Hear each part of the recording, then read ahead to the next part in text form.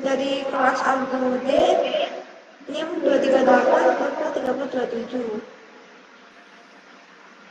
Perkenalkan, nama saya Hilda Zulwatul Hariri dari Prodi Informatika dengan NIM 2324 1010 3011. Untuk soal pertama yaitu mengenai tentang recursive Dumbledore. Sebelumnya saya akan menjelaskan tentang recursive terlebih dahulu.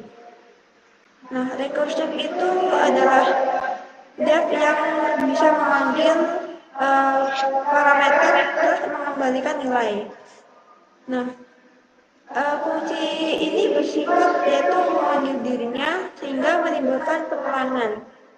Pengulangan itu dapat terjadi jika suatu kondisi tertentu dapat tercapai atau bisa menimbulkan pengulangan tak terbatas hingga menyebabkan error.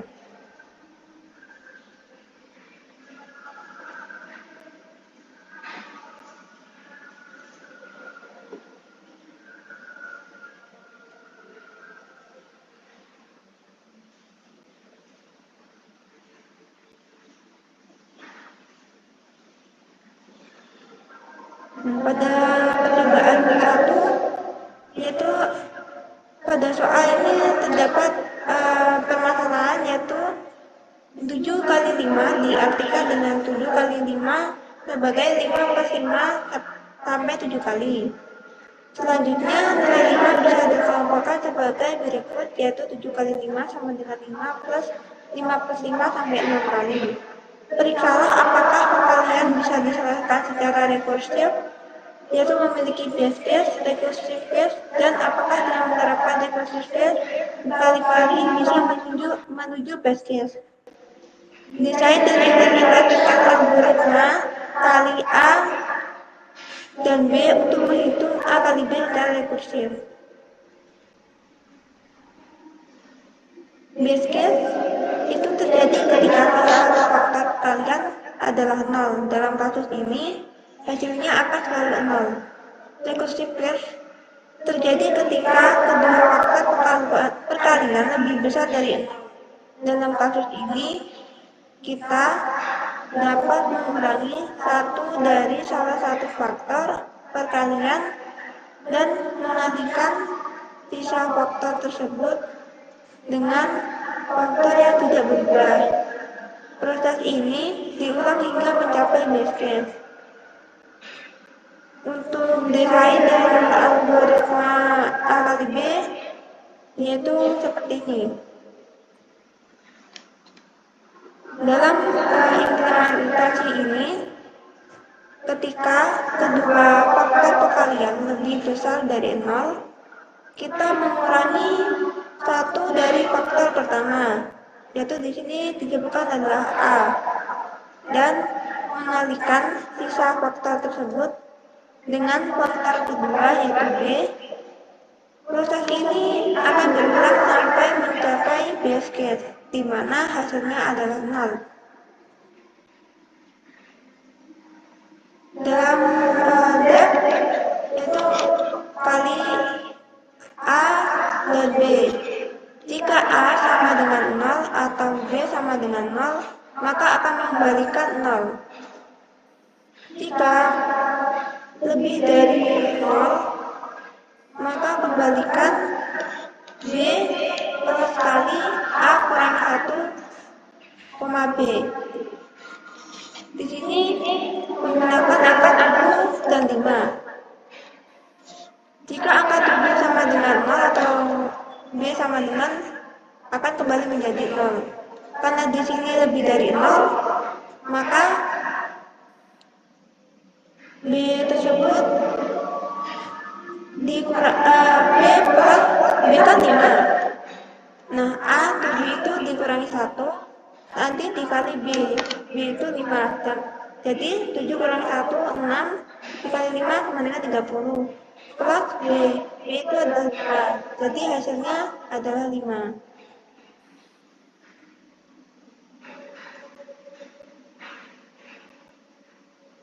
Pada percobaan 2, nilai 1, 1, 2, 3, 7. Nilai N didapat dari suku N kurangi 1 plus suku N kurangi 2. Misal, suku 7 didapat dari suku 6 ditambah suku 5, sedangkan suku 1 dan suku 2 ditetapkan nilainya. Periksalah apakah penghitungan suku ke N bisa diselesaikan secara rekursif atau memiliki base case, recursive case, dan apakah dalam menerapkan recursive case berkali-kali bisa memiliki base case. Desain dan implementasikan algoritma Fibonacci atau N untuk menghitung suku ke N secara rekursif.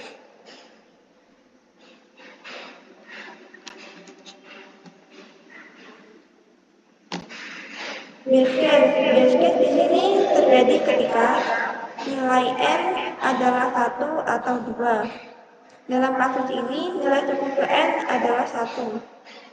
Recursive case terjadi ketika nilai N lebih besar dari 2. Dalam kasus ini, nilai suku ke N adalah jumlah dari suku ke N dan suku ke N 2.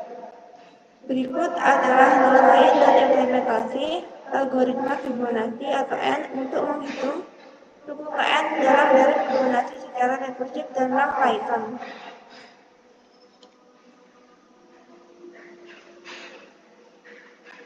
Dalam implementasi ini, ketika nilai N lebih besar dari 2, kita mengambil fungsi Fibonacci N kurangi 1 dan Fibonacci N kurangi 2 secara rekursif hingga mencapai base case N sama dengan 1 atau N sama dengan 2. Kemudian kita mengembalikan jumlah dari dua nilai tersebut sebagai nilai suku ke N. Pada contoh penggunaannya yaitu N menggunakan 7. Jika N sama dengan 1 atau N sama dengan itu akan mengembalikan 1 yaitu return 1. Pada recursive case, return Fibonacci N kurangi 1, maka akan mengembalikan N-nya di sini kan 7. Nah, 7 kurangi 1 itu kan 6. Fibonacci N 7 kurangi 2 yaitu 5. Karena sudah melalui recursive case, maka akan mengeprint suku ke N dalam daerah Fibonacci, yaitu outputnya adalah 13. Nilai suku ke 7 dalam daerah Fibonacci adalah 13.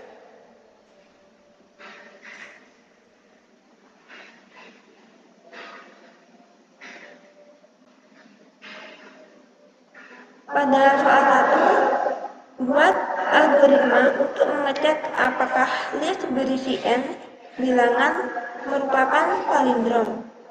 Intinya, lakukan pengecekan apakah bilangan 1 dan bilangan N sama. Jika berbeda, maka bukan palindrom. Jika sama, lanjutkan pengecekan untuk bilangan A sampai dengan N dengan cara yang sama secara rekursif. Pada cara 1, yaitu buat algoritma untuk mengecek apakah list berisi N bilangan merupakan palindrom. Intinya, lakukan pengecekan apakah bilangan 1 dan bilangan N itu sama. Jika berbeda, maka bukan palindrom. Jika sama, lanjutkan pengecekan untuk bilangan kedua sampai dengan N2 dengan cara yang sama secara rekursif. Di sini is palindrom yaitu fungsi palindrom. Jika kurang dari 1, maka akan menggunakan true. Jika else, jika itu indeks ke 0 tidak sama dengan if dari indeks polingan 1 dari list paling terakhir, maka akan dikembalikan salah atau false. Di sini terdapat list 1 yaitu 1, 2, 3, 4, 3, 2, 1 dan list 2, 1, 2, 3, 4, 5, 6. Print fungsi dari if palindrom yaitu memanggil dari list 1. Pada list 1 terdapat true karena indeks awal dan indeks akhir itu sama. Indeks 1, indeks 0 dan indeks 7 itu sama yaitu nilainya 1. Indeks 1 dan indeks 6 itu nilainya sama yaitu 2. Indeks 2 dan indeks 5 itu sama yaitu nilainya 3. Dan indeks ketiga itu sama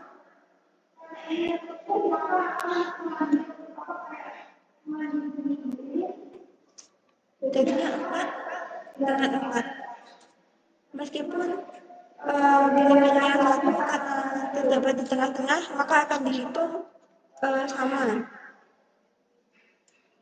Pada list 2 yaitu terdapat output false karena indeks pertama atau indeks ke-0 dengan indeks terakhir yaitu 6 tidak sama. Begitupun seterusnya.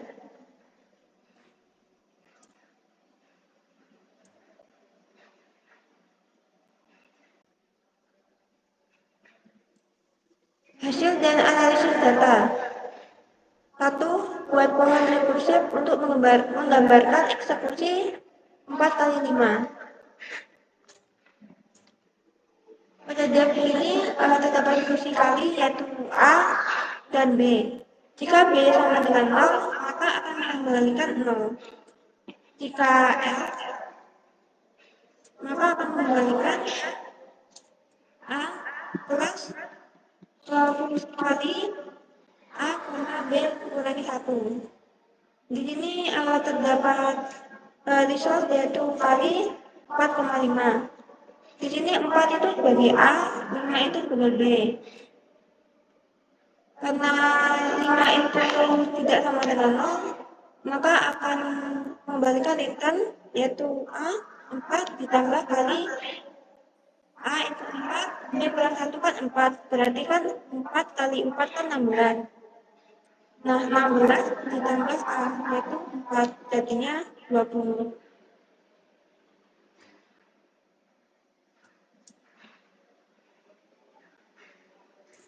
Buat pohon rekursif untuk menggambarkan eksekusi 4 kali 5. Nah, untuk pohon rekursif itu seperti ini. Dari atas ada 4 dan 5, yaitu 4 kali 5. Pertama itu seperti tadi 4 kali 4. Soalnya kan 5-nya nanti dikurangi 1. Jadinya itu 4. Nah, yang 5 itu 4 dengan 1, yaitu 4 kali 1 sama dengan 4. Jadinya 16 ditambah 4, dan jadinya 20. Di sini contohnya sama seperti tadi, cuman karena ini bentuk pohon jadi semakin berkurang.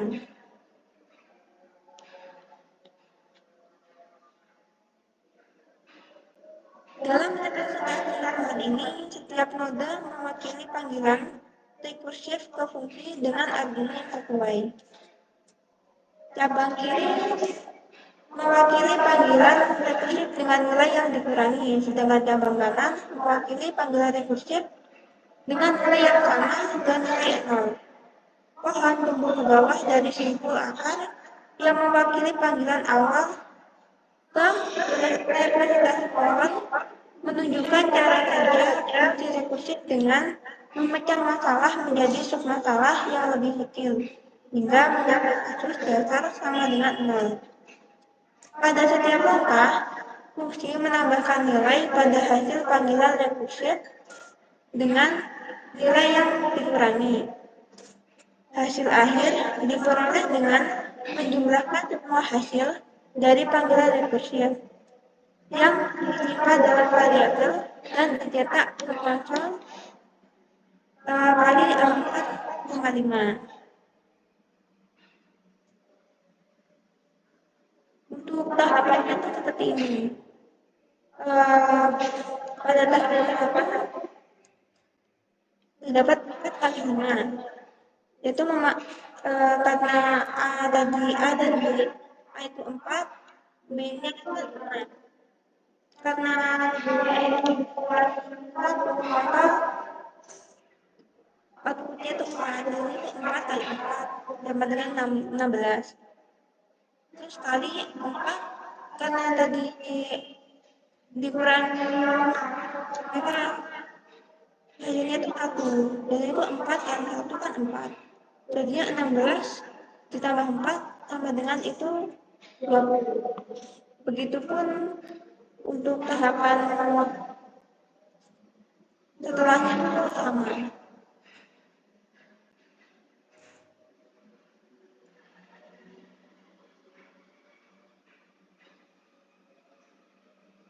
Nah, seperti tahapan ini kan 4 dan 0 di bracket, maka akan mengembalikan 0.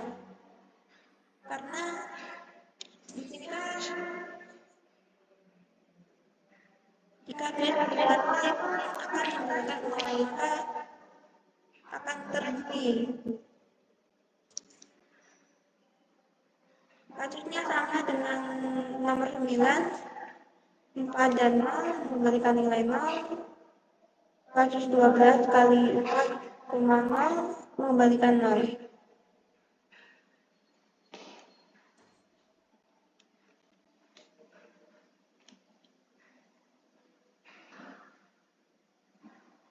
Ini juga sama seperti tahapan sebelumnya, cuma beda angkanya, ada A dan B itu beda. Di sini tuh A semuanya 4, semuanya berbeda tuh yang B.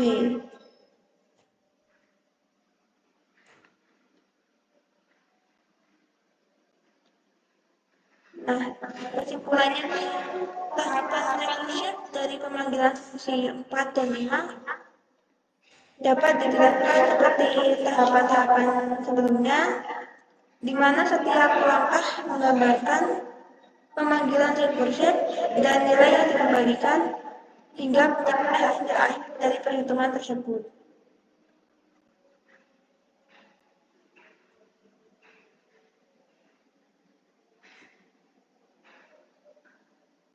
Buat recursion untuk menggambarkan Fibonacci 4. Pada pemanggilan recursion di sini, setiap node mewakili pemanggilan Fibonacci dengan nilai tertentu. Proses rekursif dimulai dari Fibonacci 4 dan terus berkurang ke bawah hingga mencapai Fibonacci 0 dan 1.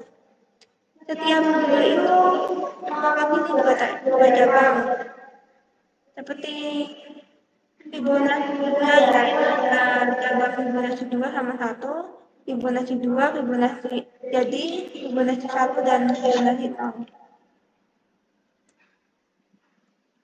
Masing-masing mewakili pemanggilan Fibonacci dengan nilai lebih kecil. Proses ini menggambarkan cara Fibonacci itu dihitung secara rekursif dengan memutar masalah menjadi masalah yang lebih kecil hingga mencapai kondisi dasar.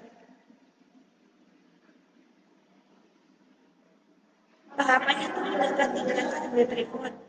Pada Fibonacci 4, yaitu dari Fibonacci 3 dan Fibonacci 1. Fibonacci 2. Fibonacci 3 dari Fibonacci 2 plus Fibonacci 1. Fibonacci 2 dari Fibonacci 1 dan 0. Fibonacci 1 dan 0 itu dari Fibonacci 2. Nah, Fibonacci 1 itu sama dengan 1, Fibonacci 2 itu sama dengan 0. Dengan menggunakan Fibonacci 1 sama dengan 1 dan Fibonacci 0 itu sama dengan 0, kita dapat menghitung nilai Fibonacci 2, Fibonacci 3, dan akhirnya Fibonacci 4 dengan menggunakan nilai ini diberikan sesuai dengan aturan daerah Fibonacci. Dengan demikian, tahapan Fibonacci 4 melibatkan perhitungan nilai-nilai Fibonacci sebelumnya untuk mencapai hasil akhirnya.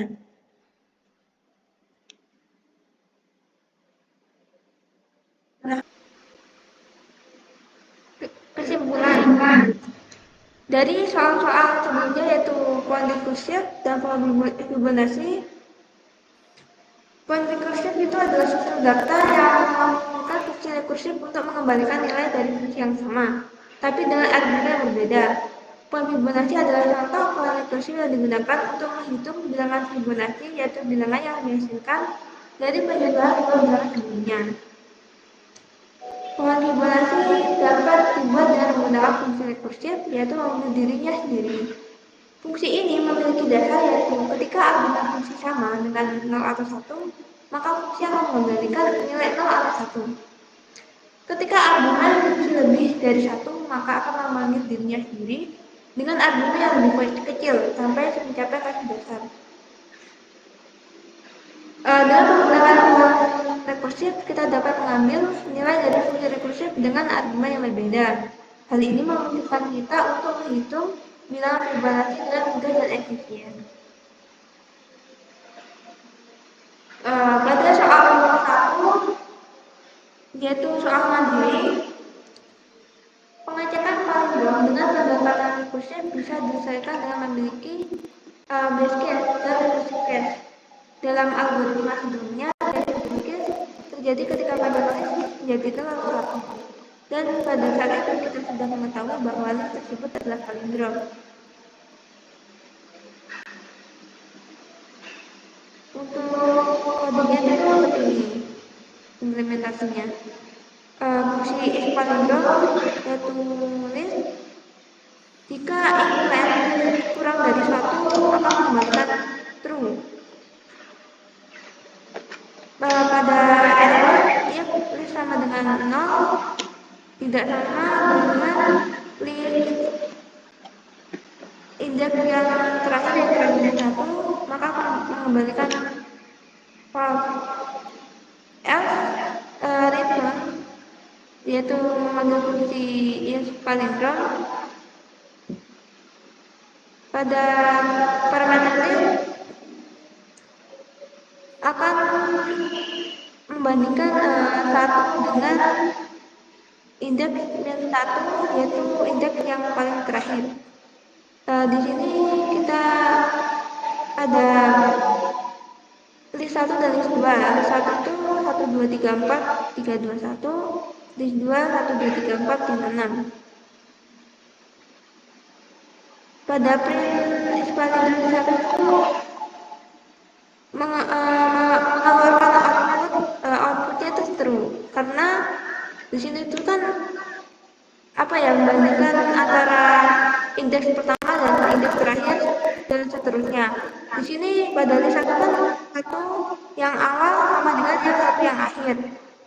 Begitupun pada indeks 1 sama dengan indeks yang bernilai 2. Begitupun seterusnya. Pada list 2 itu mengeluarkan output false karena tidak sama. Pada indeks pertama dan terakhir itu nilainya tidak sama sehingga menghasilkan output yang false.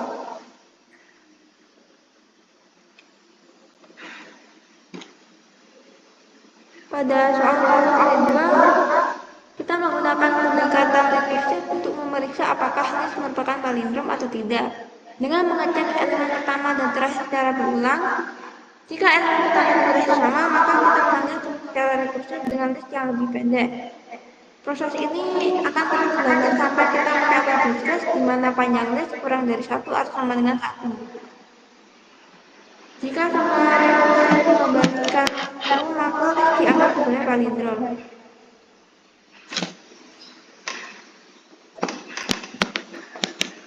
Nah, ini adalah pola rekursif untuk eksekusi palindrom dengan list 1, 2, 3, 4, 2, 1.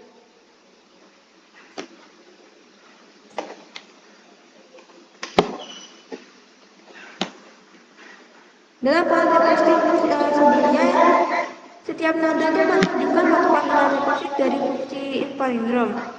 True atau false diberikan di sebelah kanan setiap nada menunjukkan apakah panggilan rekursif tersebut menggambarkan true atau false. Misalnya kita memeriksa ini 1, 2, 3, 4, 2, 1. Nah, karena keduanya itu sama, maka akan memanggil dirinya sendiri dengan list lebih pendek yaitu 2, 3, 4, 2. Nah, itu kan true. Karena ini dan satu sama, maka akan muncul 2, 3, 4, 2. Karena 2 dan 2 itu sama, maka akan muncul true. Sisa 3 dan 4.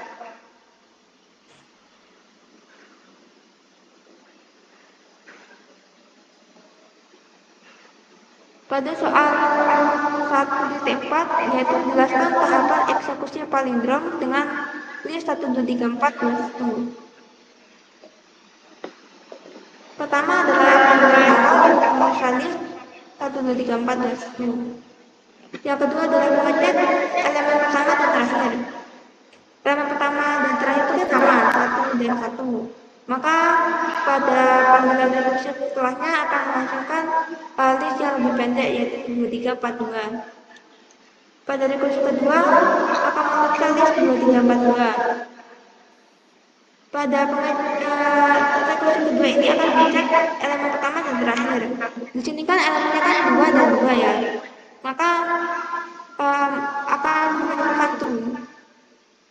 Setelahnya akan menghasilkan 3 dan 4. Pada rekursif ketiga ini, maka akan memeriksa list 3 dan 4.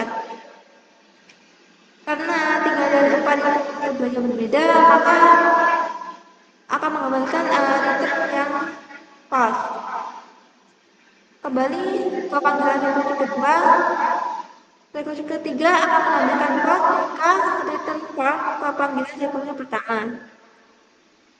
Tahapan ke-8 adalah kembali ke panggilan rekursif pertama. Panggilan rekursif yang kedua tadi, yang list 2, 3, 4, 2, menggambarkan false sehingga return false ke panggilan asal.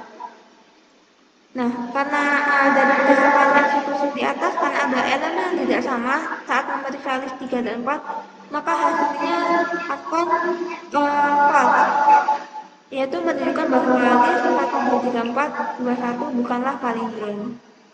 Nah, ini karena ini ada yang tidak sama, yaitu 3 dan 4. Nah, pada soal kedua yaitu mencari bilangan terbesar dari sebuah bilangan. Lakukan pembandingan terbesar dari list 1 dengan list n untuk mendapat bilangan terbesar dari list 1 n dengan cara yang sama yaitu secara rekursif.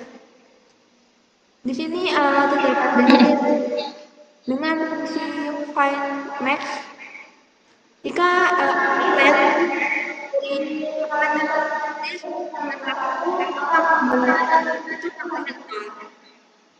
jika L fungsi make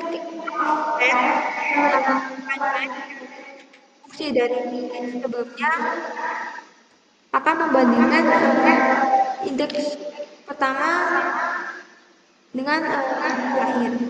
Jika ini lebih dari yang 0 maka akan memberikan limit of rest tadi. Jika L itu sama dengan 0 listnya.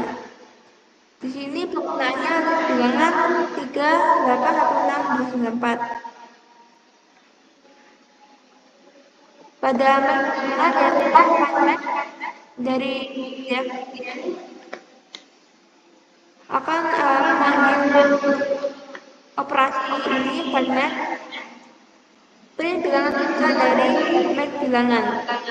Nah, di sini outputnya adalah 9 karena 9 adalah bilangan yang paling besar. Pada soal nomor 2, Buat algoritma untuk mencari bilangan terbesar dari sebuah list bilangan. Lakukan perbandingan bilangan terbesar list 1 dengan list untuk mendapatkan bilangan terbesar dari 1 dengan cara yang pertama itu secara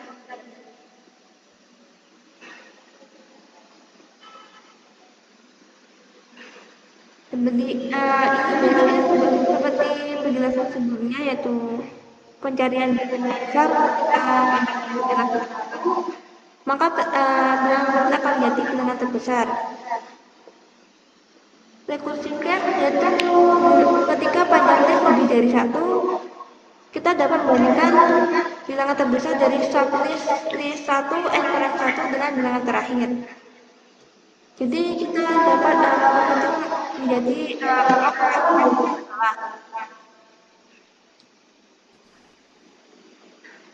untuk kodenya itu seperti ini. Sama seperti sebelumnya, yaitu mencari angka yang paling besar dalam list. Jika ini nol, jika pada sublist sama dengan fungsi dari list number tadi dibandingkan dengan indeks yang sama. Jika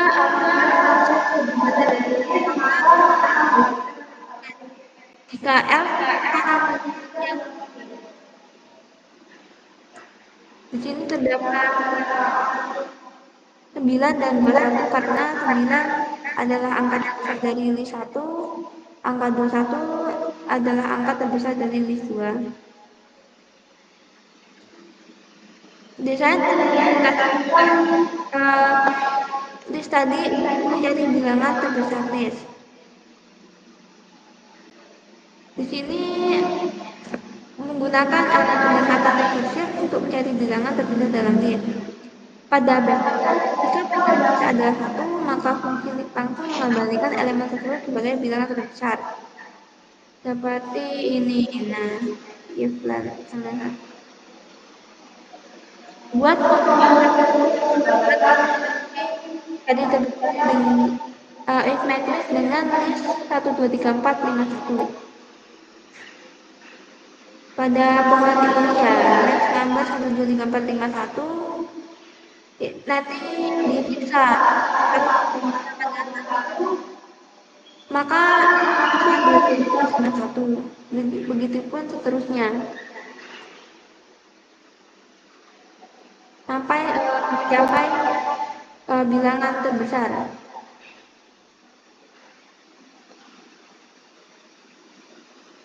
Dalam di atas tuh setiap node itu mewakili waktu dari sifat standar hingga mencapai hasil 5, yaitu adalah nilai terbesar. Panjang sublist adalah 2, sehingga kembali ke panggilan rekursif keempat dengan nilai terbesar yaitu 5. Kembali ke panggilan rekursif ketiga, membandingkan nilai terbesar dari sublist 5 dengan elemen pertama sublist 4, karena 5 lebih besar dari 4, maka nilai terbesar untuk sublist 451 adalah 5. Kembali ke panggilan rekursif kedua tadi, bandingkan nilai terbesar dari sublist 5 dengan elemen pertama sublist 3. Karena 5 lebih besar dari 3, maka nilai terbesar untuk sublist 3451 adalah 5. Kembali ke panggilan rekursif pertama tadi, bandingkan nilai terbesar dari sublist 5 dengan elemen pertama sublist 2. Karena 5 lebih besar dari 2, maka nilai terbesar untuk sublist 2, 3, 4, 5, 1 adalah 5.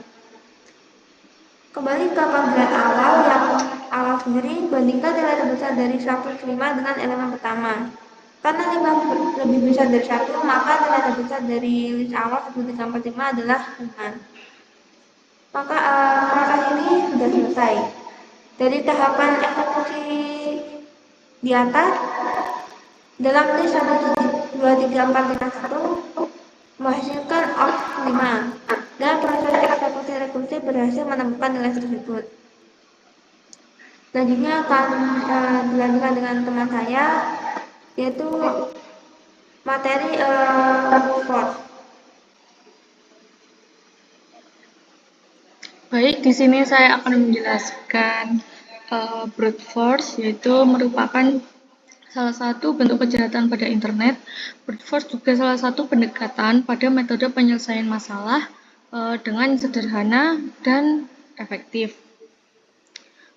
Metode brute force sering digunakan dalam berbagai bidang, salah satunya pada bidang pemrograman. Kelebihan menggunakan metode brute force yaitu bisa mengimplementasikan dengan menggunakan bahasa pemrograman yang paling dasar. Langsung soal. Ya wes. Yang bukan terus. Sebelah pembahasan nomor 2.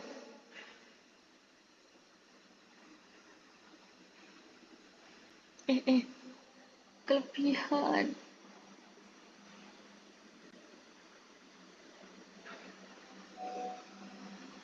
Itu terus 1A. Nah, ini. Gak kelihatan, coy. Ini pembahasan tugas mandiri nomor 1. Itu bilangan bulat positif dikatakan prima jika hanya habis dibagi oleh 1 dan dirinya sendiri. Dan kata lain, jika ada bilangan bulat 2 sampai dengan bilangan bulat min 1 yang habis membagi bilangan tersebut, maka bilangan tersebut bukan prima. Dari definisi tersebut, buatlah program yang menerima inputan bilangan bulat dan mengembalikan nilai true jika bilangan tersebut adalah bilangan prima dan false jika bilangan tersebut bukan bilangan prima. Menggunakan strategi brute force untuk mendesain solusinya. Di sini terdapat kodenya, yaitu terdapat function is prima yang berisi dengan argumen bilangan bulat positif n, dan jika n kurang dari sama dengan 1, maka dia bukan bilangan prima, karena bilangan prima itu lebih dari 1, maka dia akan mengembalikan nilai false. Lalu terdapat iterasi dari 2 hingga bilangan bulat n menggunakan perulangan for di setiap iterasinya, dan jika n habis dibagi 1, maka akan mengembalikan nilai false, dan jika tidak habis dibagi 1, maka dia akan mengembalikan nilai true. Terdapat variabel 6, yaitu untuk menginputkan bilangan bulat positif dari user, dan juga selanjutnya ada memeriksa apakah 6 tersebut bilangan yang dimasukkan itu termasuk bilangan prima atau bukan. Jika bukan, maka akan mencetak true, dan jika 6 tersebut tidak termasuk bilangan prima, maka akan mencetak bilangan false. Nah, di sini ada outputnya, yaitu memasukkan bilangan bulat positif dengan nilai